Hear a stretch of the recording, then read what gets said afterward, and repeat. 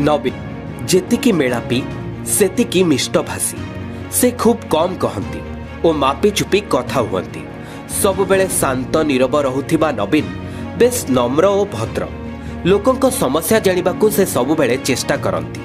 विरोधी हुअंतु कि केंद्र सरकार समस्तंक सह सम दूरता रक्षा करी निज भावमूर्ति को स्वच्छ रखती नवीन। कारण कादुओ फिंगा राजनीति ठू से बहु ऊर्धरे।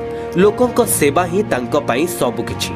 तेणु अजथारे कहा कथारे केबे नवीन को प्रतिक्रियाशील हेबार केही देखिनी।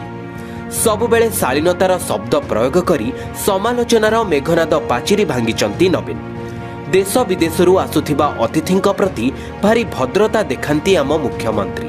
सौजन्यता दृष्टिरू सेमानंकु ओडिशार कला संस्कृति परंपरार वार्ता बहन करुथिबा उपहारमान प्रदान करी ओडिशार परिचय को विश्वविदित करांती। एहा ही तांको स्वतंत्रतार निदर्शन।